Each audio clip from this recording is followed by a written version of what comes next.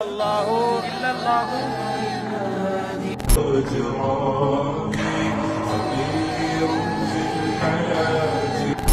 মানুষের সংসার চলতেছে আমার নামে সমালোচনা করে। Wake up to reality.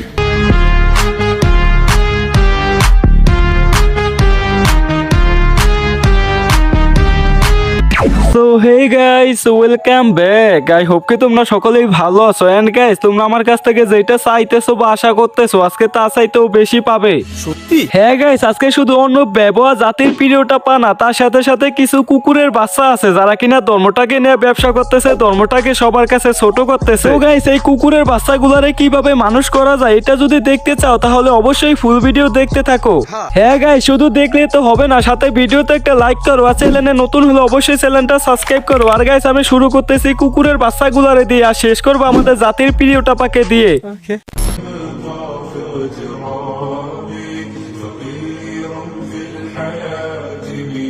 শোনো, বিবেক বুদ্ধি মান সম্মান এই জিনিসগুলো শুধু মানুষেরই আছে, আর মানুষ যখন বুদ্ধি খাটিয়ে কোনো কাজ করে তখন কোনো না কোনো একটু ভুল হয়। এখন এই যে দুজন মানুষকে দেখতেছো, মহান আল্লাহ তাআলা এদেরকে মানুষ হিসেবে সৃষ্টি করলেও এরা এখন পশুর পরিচয় দিতেছে।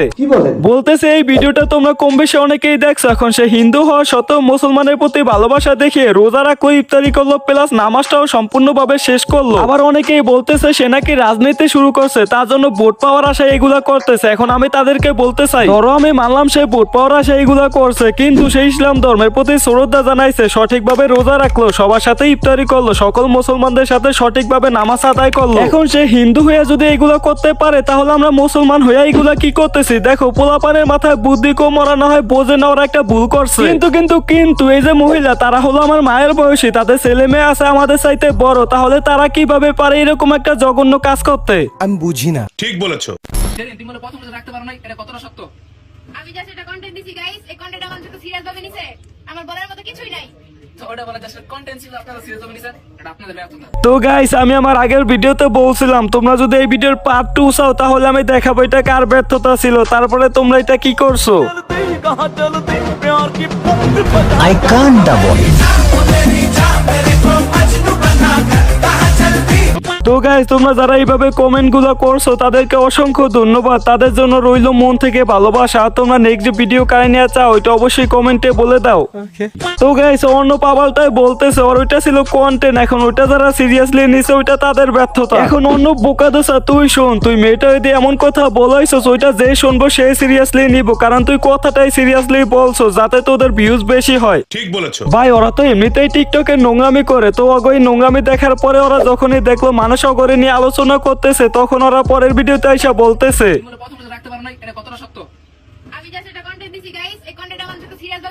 গাইস, এইটা যদি শুধু রমজান মাস না হইতো তাহলে ওরা আমি এমন ভাবে রোস্ট করতাম ওইটা ওর বাতার অন্য ব্যবকেন ওর বাপও কখনো কল্পনা করতে পারতো না। আবার ওই বোকাদোসারা বলতেছে ওইটা নাকি কন্টেন্ট, আর ওই প্রতিবন্ধী টিকটকার, তোরা তো জন্ম থেকেই প্রতিবন্ধী, আবার তোরা কন্টেন্টও বানাস।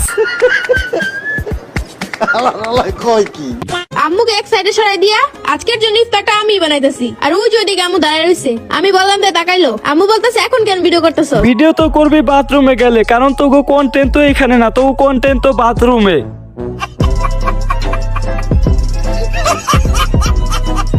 তোমরা যদি এই ভিডিওটা ভালো করে দেখো তাহলে দেখতে পারবো ওর আম্মু এখানে হিজাব গায়ে দিয়ে হাতে তবজি নিয়ে তবজি পড়তেছে। এখন যার মেয়ে টিকটকে এসে নোংরামি করে তার এই তবজি পড়ার কি কোনো মানে আছে? সে নিজে নামাজ পড়ে পর্দা করে তবজি পড়ে, আবার তার মেয়ে তার নিয়ে টিকটক করে। এখন সে যদি তার মেয়েকেই ঠিক না করতে পারে তাহলে তার এই নামাজ রোজা করে কি কোনো লাভ আছে? সবার কাছে মাপ চাইতেছি। কালকে ঠিক 9টা বাজে রাত্রে লাইভে আসার কথা ছিল, কিন্তু আমি লাইভে আসতে পারিনি। তো আজকে আমরা কথাই আছি, আজকে আমরা দুজনে লাইভ আসবো। হ্যাঁ, তোরা তো এইভাবে আরো 2 দিন কথা দিছস, এইবার নিয়ে 3 দিন হয়েছে, 3টা ভিডিওতে একই কথা বলছস আমরা আজকে রাত 9টায় লাইভে আসবো, কিন্তু একদিনও আহস না। হ্যাঁ ভাই, ওরা প্রতিদিন সকালে এরকম একটা ভিডিও আপলোড করে, ভিডিওতে বলে আজকে রাত 9টায় আমরা ফেসবুক পেজে লাইভে আসবো, কিন্তু একদিনও আসে না। হ্যাঁ গাইস, ওরা শুধু লাইভে আসার নাম করে সবাইকে দিয়ে ওগো পেজ ফলো করায়, পেজে ফলোয়ার্স বাড়াইতেছে। আর আমি একটা জিনিস বুঝি না, ওগো মতো প্রতিবন্ধী গুলারে কোনা পালায় ফলো করে। আমি বুঝি না। কত মানুষের সংসার চলতেছে আমার নামে সমালোচনা করে। अभी मैं गाली नहीं दे सकता। नहीं गाली नहीं देना। अब फैमिली फैमिली देखती है, वरना मैं ऐसे ऐसे गाली दूं, ऐसे ऐसे गाली दूं ना, जिंदगी भर याद रखेगी। সো গাইস এই ছিল আজকের ভিডিও, কারণ রোজারা সেই প্রতিবন্ধীগুলোরে নিয়ে আর কিছু বলতে ইচ্ছা করে না। তো কালকের ভিডিও কারে নিয়ে চাও ওইটা অবশ্যই কমেন্টে বলে দাও। তো আজকের মতো বিদায় নিচ্ছি, আল্লাহ হাফেজ।